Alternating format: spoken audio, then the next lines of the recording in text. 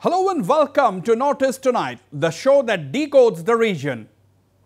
Once again, the political parties and civil society groups in Nagaland have turned extremely proactive in trying to keep the Naga peace process on track and facilitate an early acceptable solution. The umbrella group Global Naga Forum, which appears to encompass various leading civil society organizations, have been engaged in meetings with central government leaders and New Delhi's latest peace facilitator and top BJP leader, Dr Himanta Biswa Sarma. And political parties like the ruling NDPP-BJP combined and the opposition Naga People's Front are also in hectic consultations with the key stakeholders, that is the NSCN-IM and the NNPG, as well as the civil society.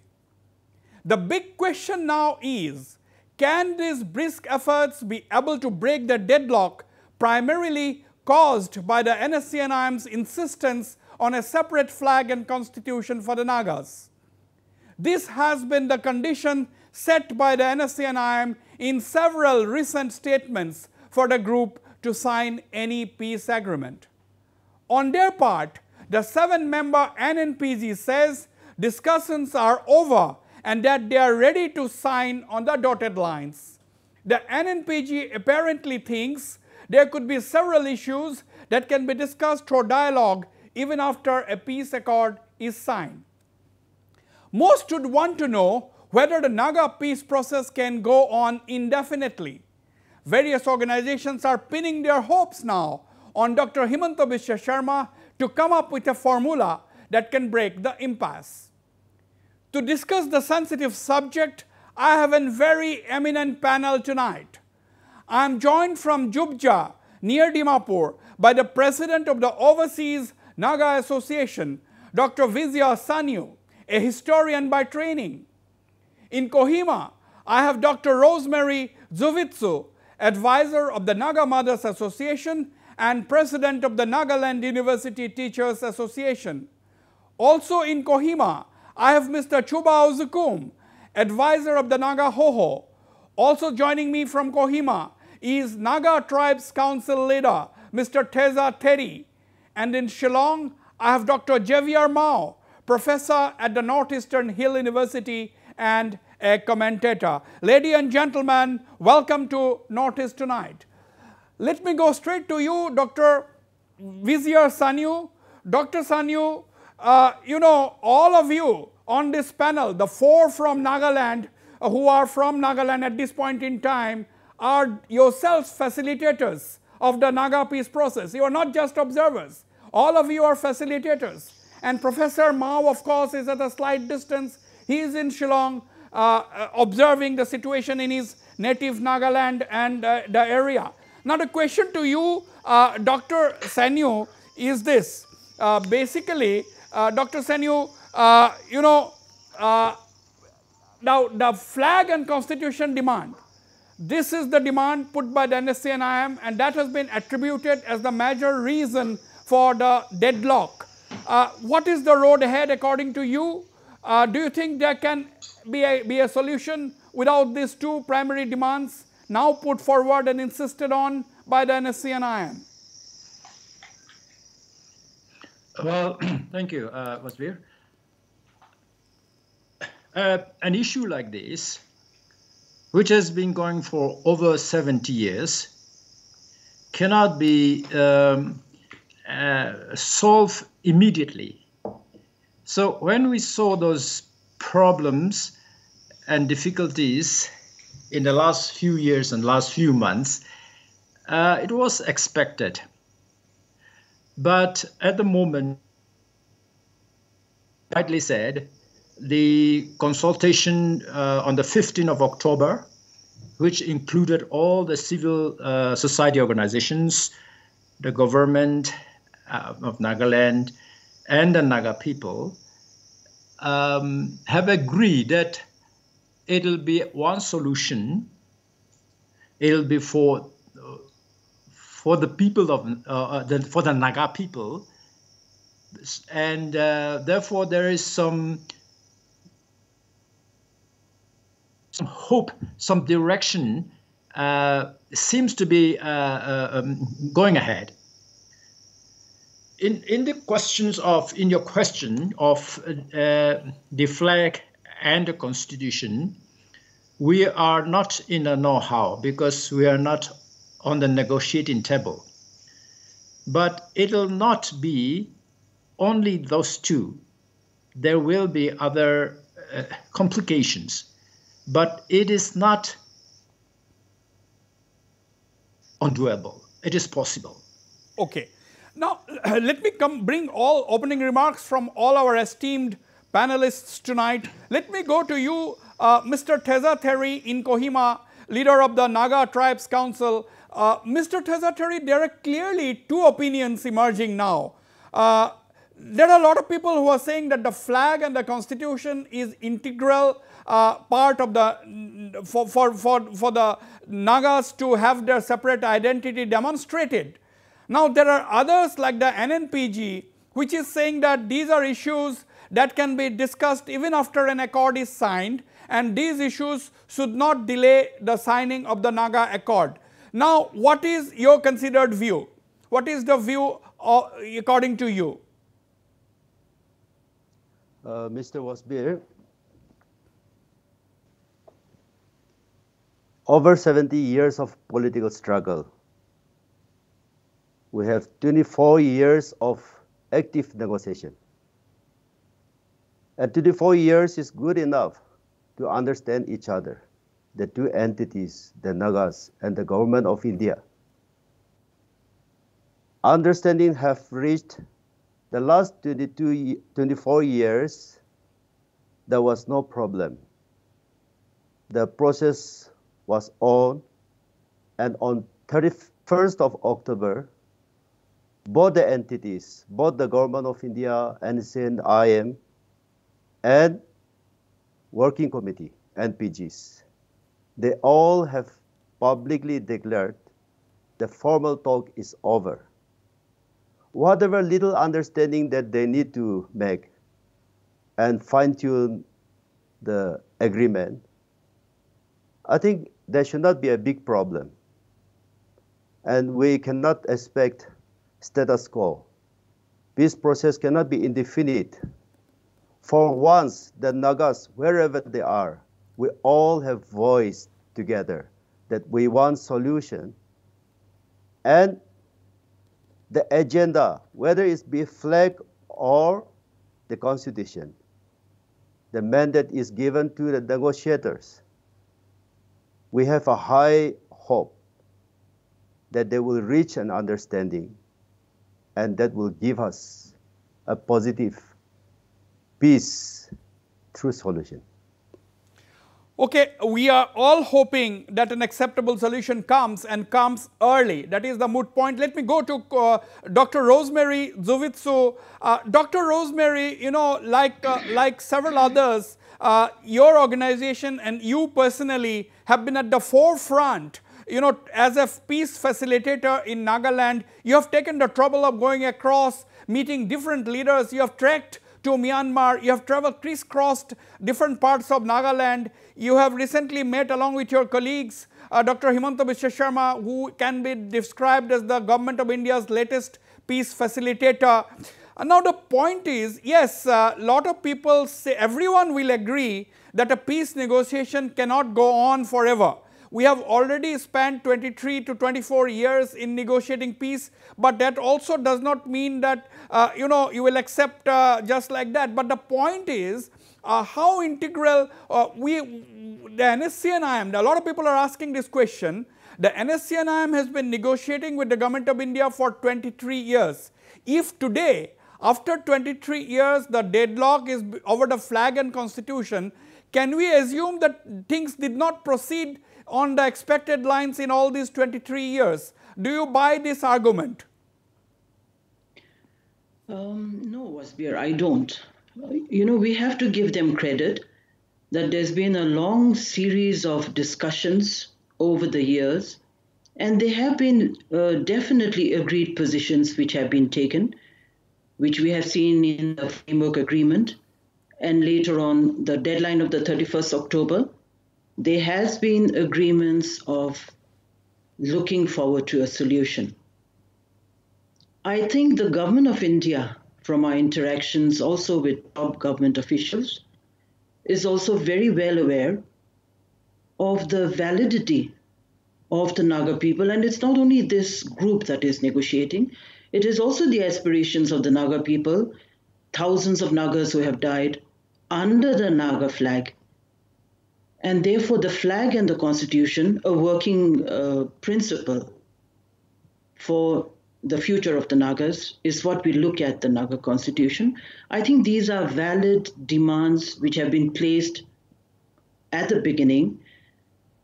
And we are hopeful. I really would not think and wouldn't like to be pessimistic, having followed the peace process for so long. I think the Nagas are ready for a peace settlement. The October 15th agreement by all the tribes in Nagaland, as well as the government endorsing it, and also the civil societies, I think it's agreed we are ready for a settlement. We have to think of the Naga people in all the adjoining areas who are waiting anxiously for this settlement. Okay. The government of India, in its wisdom, I'm very sure, will also seriously look into these two key issues. And we are positive. We are positive that an understanding will come no matter what. And also with the goodwill of our neighbors, including you friends from Assam, and also our friends from Manipur, our neighbors from Arunachali, the Arunachali friends. I think with the support of all these people, we will see a settlement in the next few months, yes. Okay. There is a lot of optimism there. Let me turn to Mr. Chuba Ozukum, advisor of the Naga Hoho, former president of the Naga Hoho. Mr. Chuba Ozukum, do you agree today that there are clearly a lot of division within the Naga society? There are more than one voice as far as the approach to the Naga peace process is concerned. We all agree, yes, Naga interest comes first, isn't it? Interest of groups and organizations come later. It is the interests of the Nagas have to be foremost, isn't it? And are you worried that there are different voices emerging? After all, there will have to be only one peace accord. There cannot be separate peace accords with different organizations.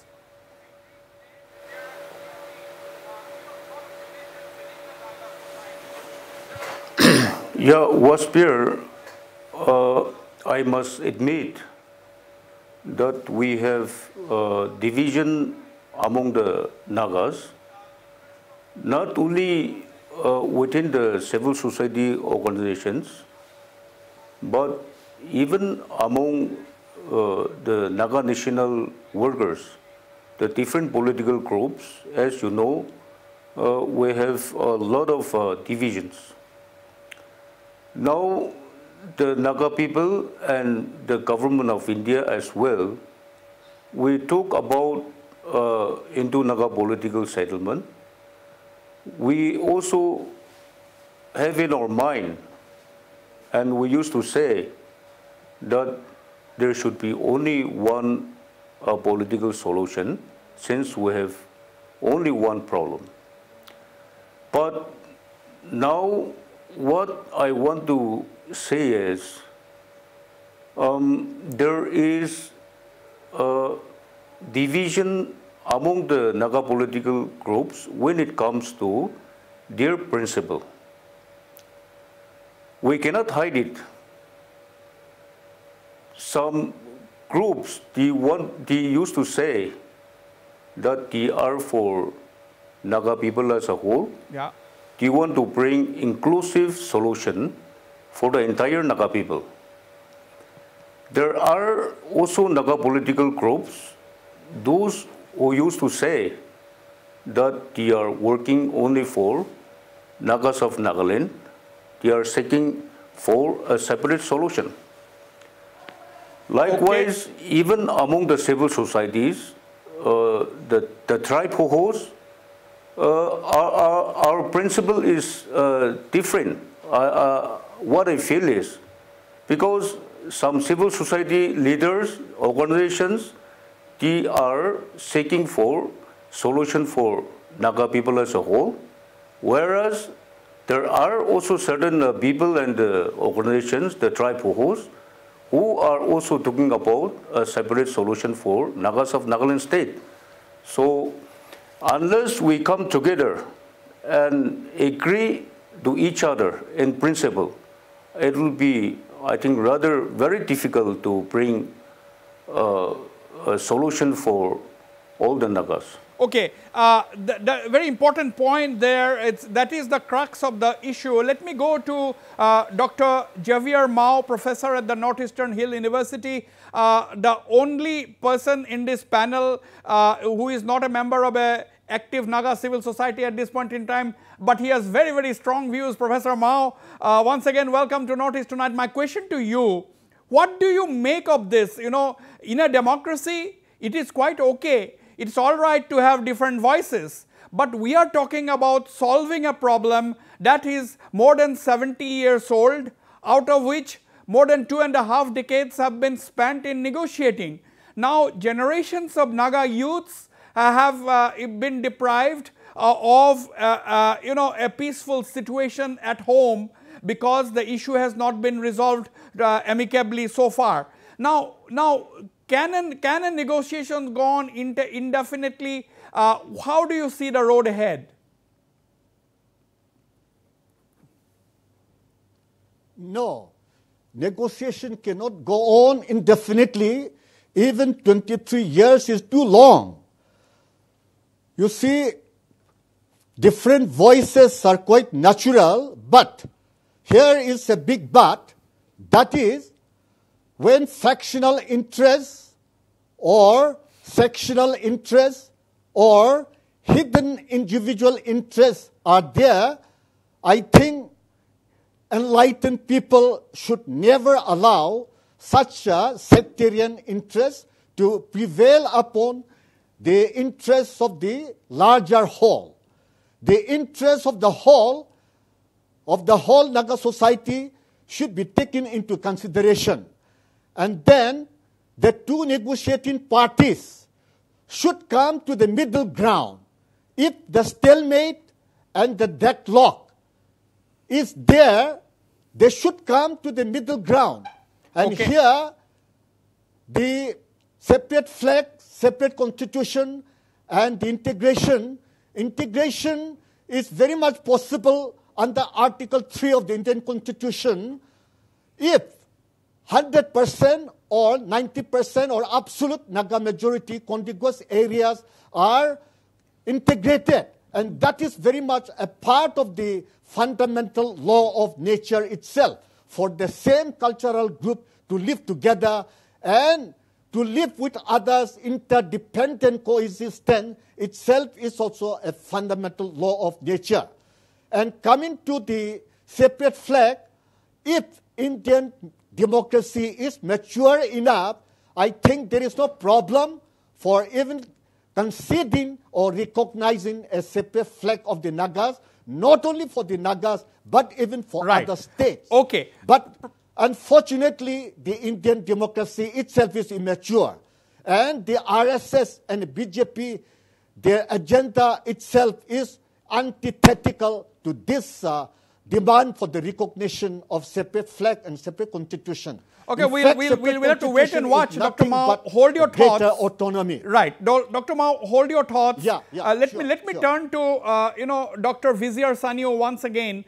Dr. Sanyu, what is the middle ground? What is the middle ground? Because the NNPGs have clearly said that the discussions are over. We are ready to sign on the dotted lines, and we can discuss many issues even after the accord is signed. Now, the NSCN-IM, there was a statement by none other than the chairman of the NSCN-IM. It's a signed statement by Mr. Q Tuku, who said that, without the flag and the constitution, there is no question of an accord being reached. Now, Professor Mao is talking of a middle ground. Now, what is that middle ground? Do you see a middle ground really? Let me approach the question slightly differently. Now, we are all stuck with this constitution and flag. But there are bigger issues more than that.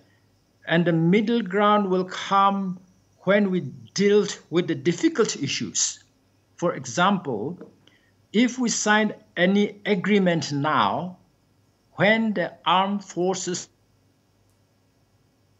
Powers Act is on, it will be signed under duress according to international law and according to the political scientists.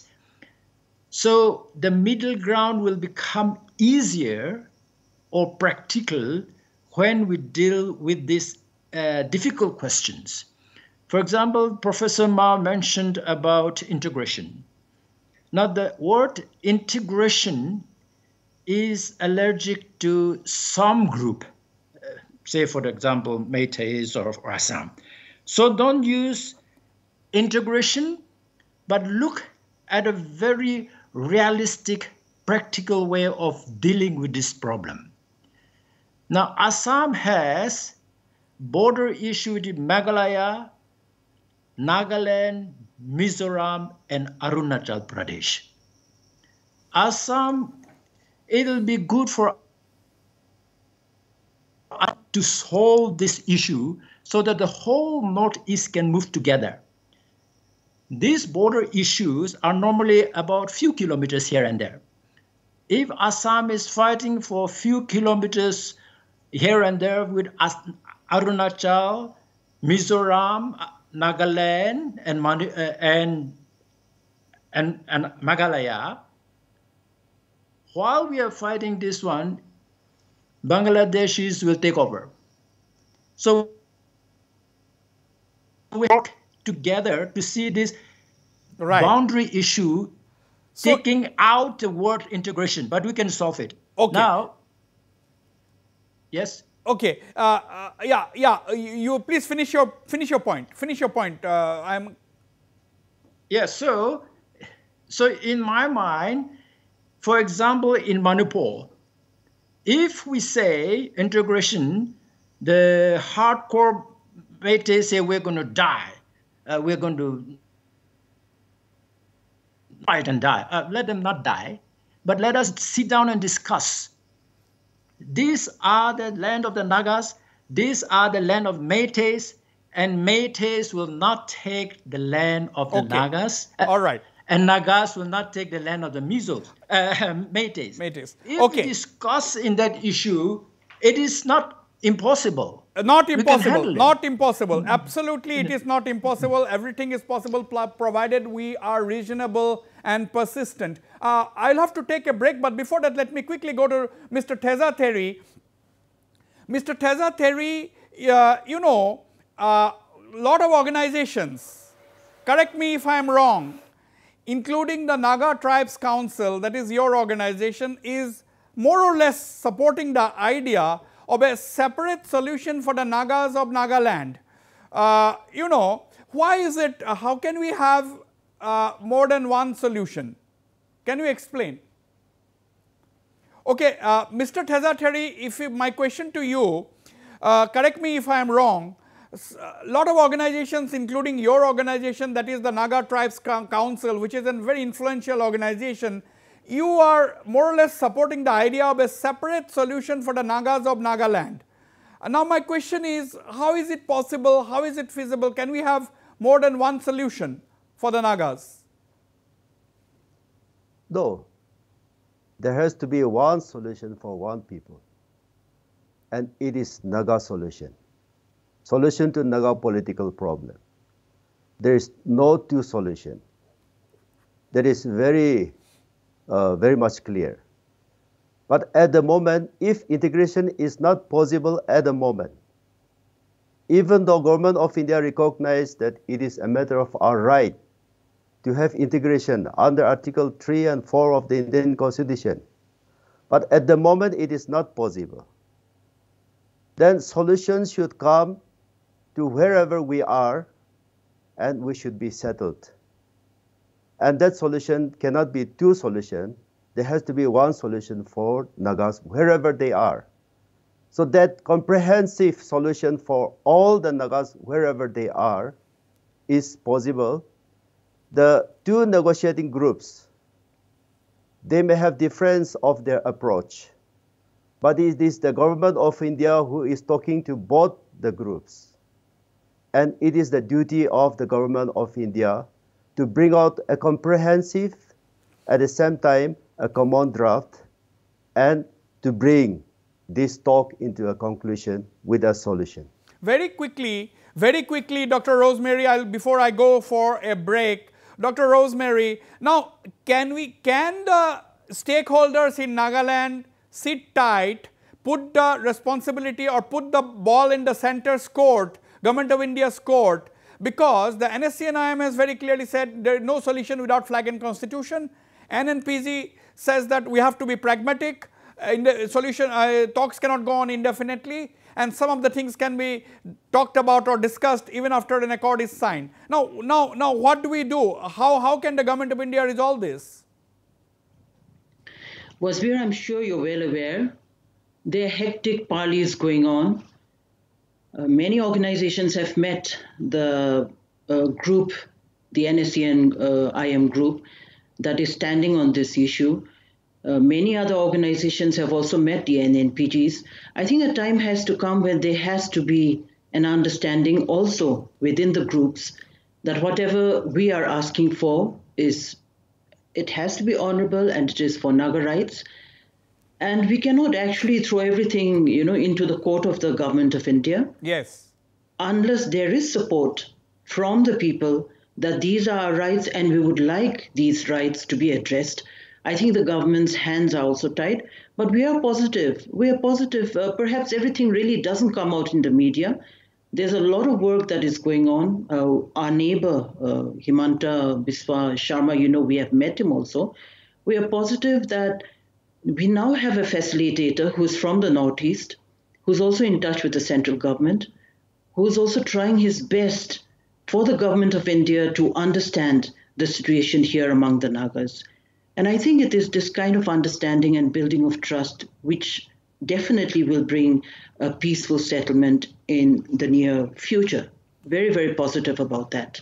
Absolutely. Dr. Himanta Biswa Sarma is the latest peace facilitator entrusted by the Government of India to take the peace talks to its logical conclusion. He has already been having several meetings with the NSCN-IM top brass, both in New Delhi and elsewhere, as well as the other civil society groups. Even in Guwahati, he has met the leader of the opposition, the chief minister, as well as the top civil society leaders from Nagaland. And I'll go for a short break. When I come back, I will ask my esteemed panelist whether there is utmost need, urgent need for the NSCN-IM and the NNPGs to sit across the table face to face and resolve the differences, and whether that is possible in the days yet. I'll go for a short break. Don't go away. I'll be right back.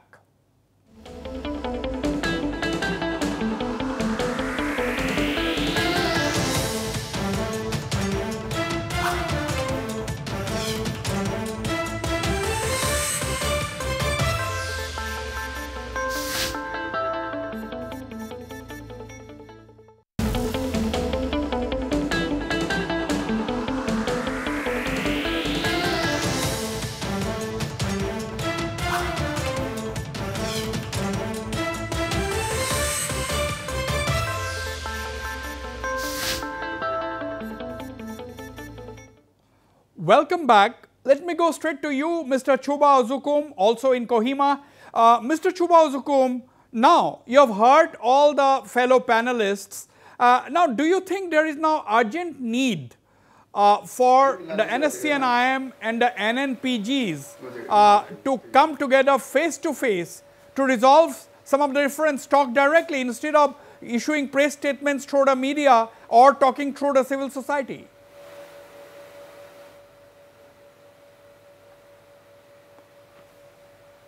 Yes, Wasbir, that is the desire of the Naga people.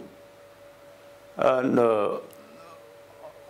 we've also come across certain positive development just recently through the initiative of NPF Political Affairs Committee.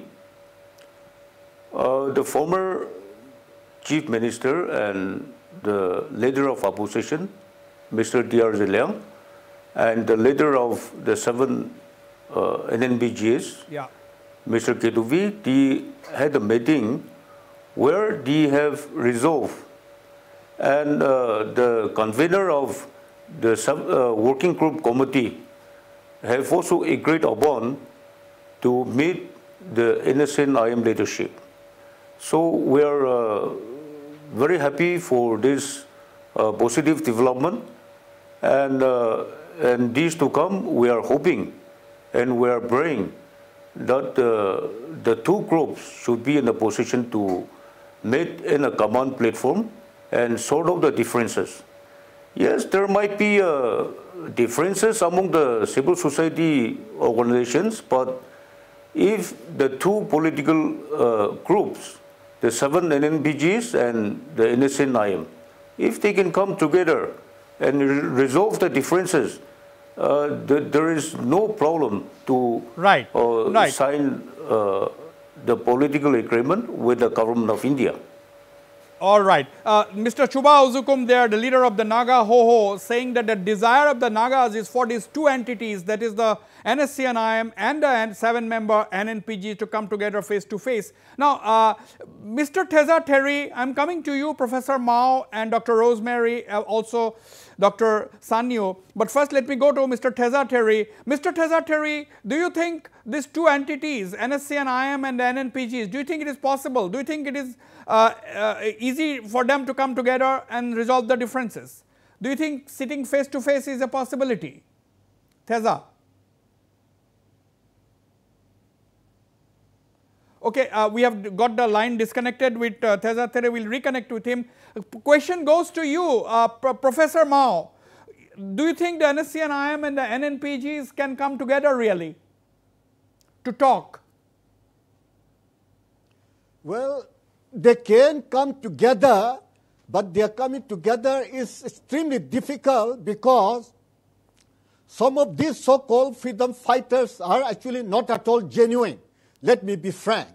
They are fighting only for themselves, for their own selfish interests, for their own greedy interests, and for their ego.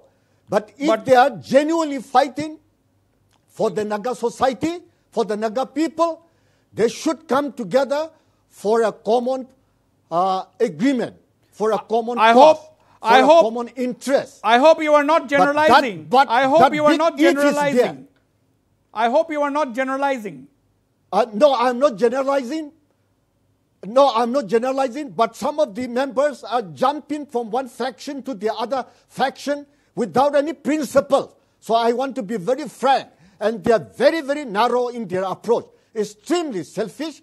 They have their hidden self-interest, not for the interest of the Naga people. Okay, okay. If they have the genuine interest for the Naga people, they have to come together. Okay, a very strong statement. I will come to Mr. Teza Terry, but before that, let me go to Dr. Rosemary. Very strong statement given by Professor Mao. He said that there are people who are moving from one organization to another. But my question to you also is the same. Do you think it is possible for these two entities to actually come face to face, sit across the table, thresh out their point of views? Yes, Wasbir, why not? We have been reiterating on this important aspect of the peace process, that is important for them to sit across the table. And we are happy to know that they are now willing to sit and discuss. And it's important for the Naga people and the peace settlement, which we look forward to, because at the end of the day, they all claim and they've all been fighting for our rights. No matter whether they've been going from one group to the other, there may be differences, but at the end of the day, there has to be forgiveness, respect for each other's stand. And if you look at the documents on which they are negotiating, they are almost negotiating on the same issues. So I really look forward, right? At least us women, we really look forward to the days ahead. I'm very sure the leaders will seriously think of the importance, and especially for the future of the younger generation, and come together to sit, dialogue, and finally come up into signing a peace settlement. Absolutely, absolutely. Now, let me go to Teza Terry. Mr. Teza Terry, we are talking about whether it is possible for the NSCN-IM and the NNPGs to sit across the table, but if you sit across the table, you'll have to be ready to negotiate, ready to compromise, ready to arrive at a middle ground. Is that possible in the near future? I think nothing is impossible, and there's no difficulty at all, because our goal, our objective is the same. Whether it be NSCN-IM or it be NNPGs, they are negotiating with Government of India with a mandate given by the people. Solution is for the people. It is neither for NSCN-IM or NNPGs alone.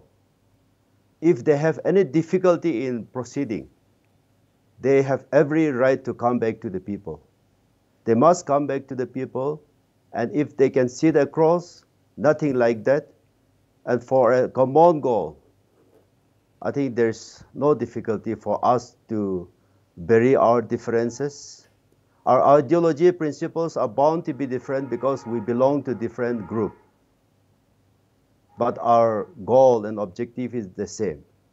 But at the moment, in the name of coming together and reconcile, I think this cannot be a precondition, because the peace process has been going on for so long, and people are anxiously waiting. We cannot bring back status quo. We cannot delay this.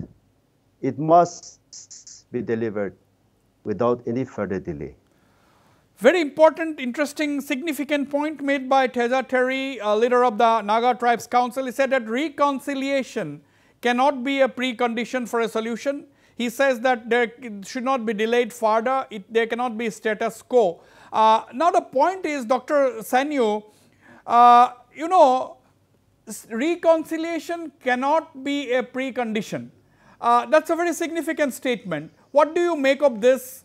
Because if Teza Terry is on the show, he can clarify. What do you make of this reconciliation? Because at the end of the day, if you have to sign one agreement, if you have to sign one peace accord, you have to be on the same page. Yes, you belong to different organizations, you will have different thinking. That is understandable. But when you sign an accord, you have to agree to each and every clause in that agreement and sign. Is that easy? Is that going to be difficult? I agree with many of the previous panelists. It is possible, yes, of course possible. When you have, when a necessity push you together, push two groups together, people come together, a necessity. Sometimes a common enemy push people together, and sometimes a common goal put people together. So because they have a common goal, it is possible for them to face and talk and sort out the differences.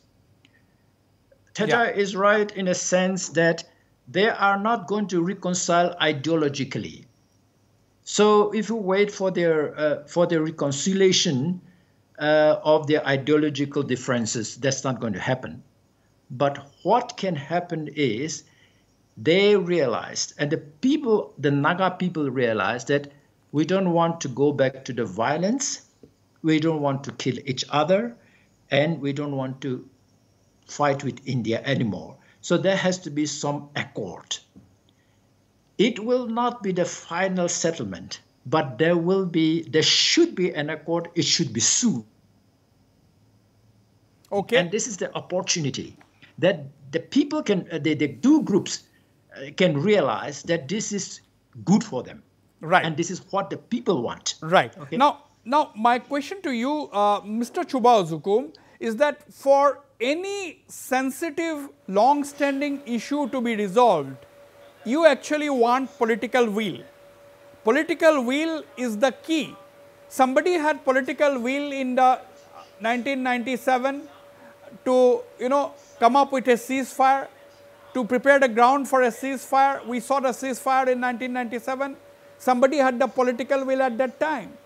Now, we have a government under Prime Minister Narendra Modi with 300 plus members in Parliament, a strong, absolutely uncontested, unchallenged majority in Parliament.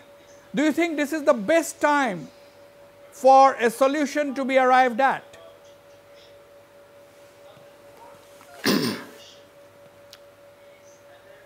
Yes, Wasbir. In fact, if we are to recollect and if we are to retrospect the various political dialogue between the government of India and Naga people, I should say that we have also missed our past in the past. When the Copland plan was offered to Naga people during the NNC time, we have objected to that. Even after that, when Indira Gandhi was the Prime Minister, she also openly offered to the Naga people. She wanted to offer anything except sovereignty, but that was also rejected. Now, ever since the signing of another ceasefire in 1997, if we're to talk about the various competencies between the government of India and the 7 NNPGs, and also the NSCN-IM and the government of India, I strongly feel that India is agreed to give us below than what was offered during Indira Gandhi's time. Now, coming back to the government of the day in New Delhi,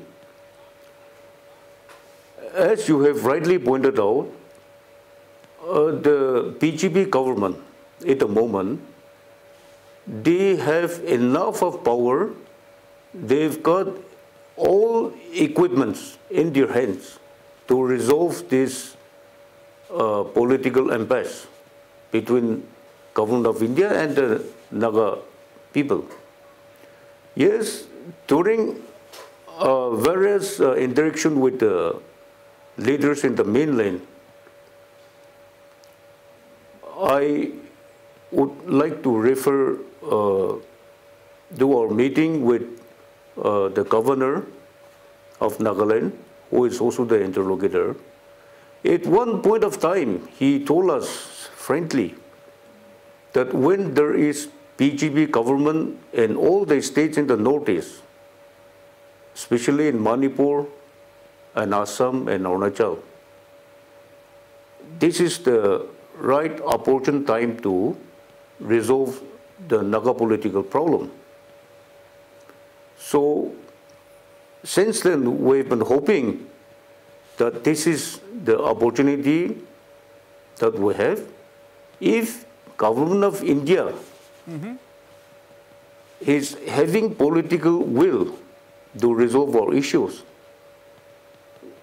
we may not get better opportunity than the present time. Present. Okay.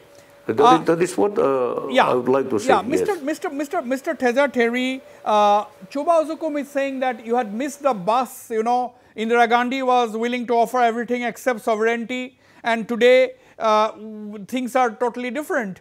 Now, do you really get a sense that if you delay the Naga peace talks reaching a solution even this time around, you will miss the bus yet again?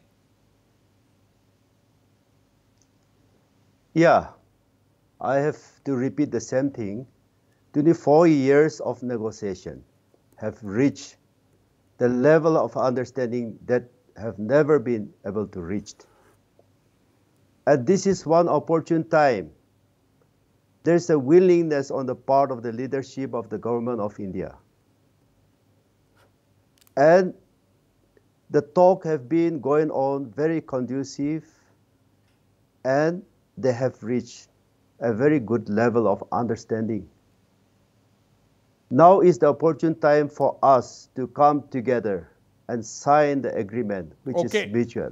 Okay. Now, Dr. Rosemary, you know, there are some people who think, Dr. Rosemary, there are some people who think that granting a flag is not much of a problem even today.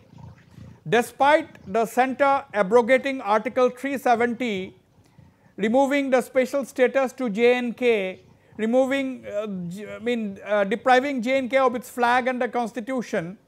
Now the point is, the center was within its right perhaps to abrogate Article 370, so that is a different case.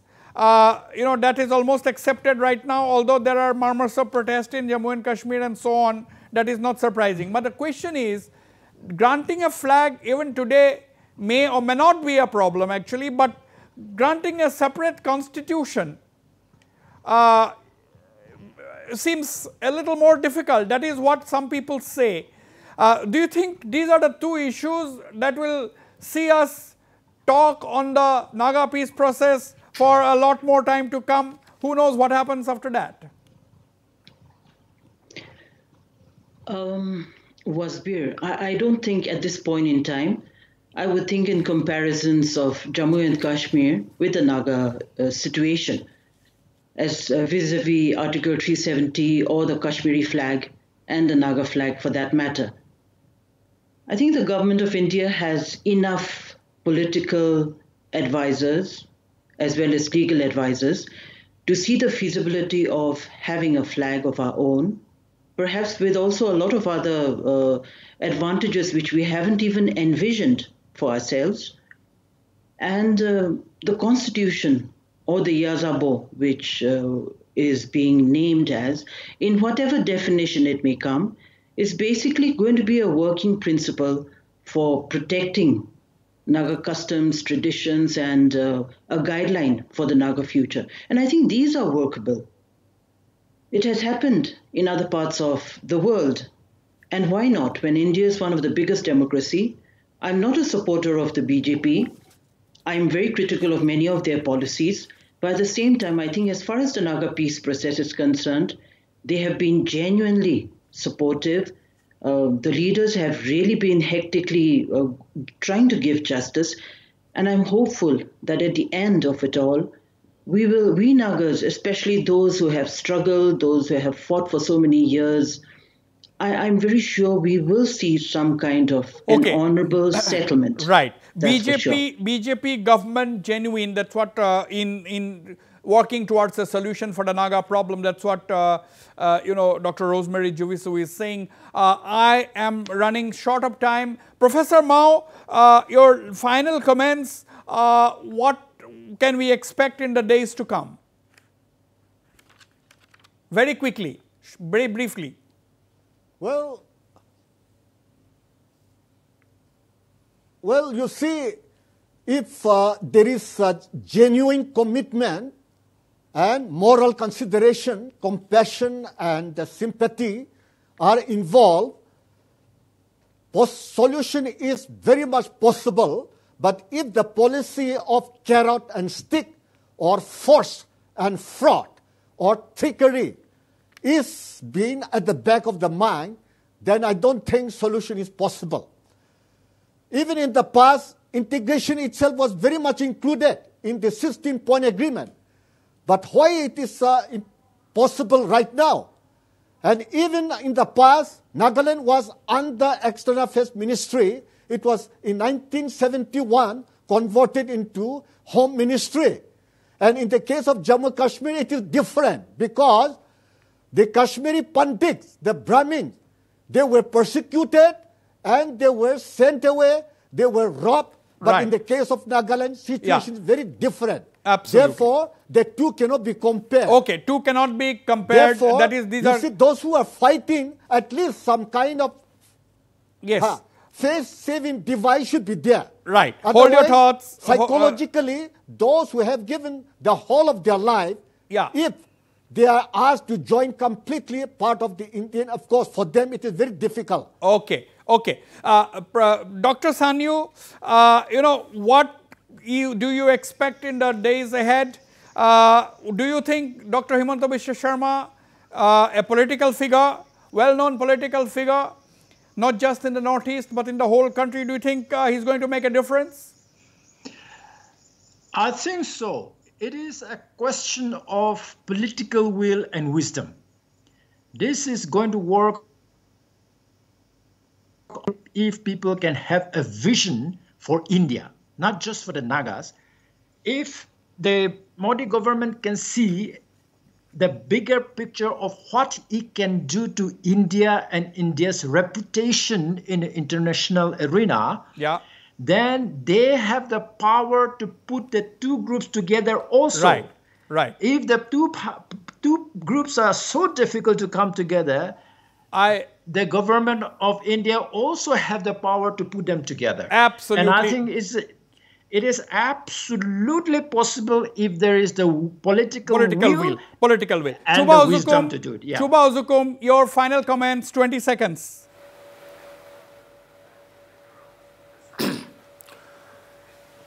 Wasbir, we are really looking forward for a meeting to take place between the working group of 7 NNPGs and the NSCN-IM leadership. Okay. To resolve, sort out their differences. Right. And bring one solution for the entire Naga people. Absolutely. We looking forward for the meeting between the working group of NNPGs and NSCN-IM to resolve the issue and sort out the differences. Teza Terry, your final comments, 20 seconds to you. I'm running absolutely short of time. Yeah, Naga political issue running for 80 years is very complex. But at the moment, we are talking about peaceful coexistence, understanding each other on the contemporary realities. That is all about solution. It doesn't mean that we compromise our aspiration, our rights.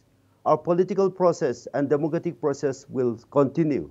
Absolutely. We are only talking about reducing violence and that there should be peace in the region. Absolutely, no doubt about it. Last word to the lady, Dr. Rosemary. Wasbir, we are going to give our best efforts to support the government of India as well as the different Naga political groups in whatever way we can to bring about settlement. You can be sure about that. The support of women, the support of mothers will be there. That's a very strong commitment indeed. The support of women and the support of the mothers should be there apart from support of everybody else, of course, in bringing about a solution that is acceptable, solution to the Naga problem. We had a very engaging discussion. Viewers, we had a very esteemed panel. Everybody has their point of view. At the end of the day, it has emerged that the people are really looking forward for a face-to-face meeting between the two major entities, that is the NSCN-IM and the 7-member NNPGs. We hope that meeting takes place sooner than later so that they can sit across, trace out their differences and then approach the government of India for one single solution to the Naga problem. At the end of the day, it is not which group is important, it is the Naga interest that is foremost. On that note, I end this edition of Notice Tonight. Good night and goodbye.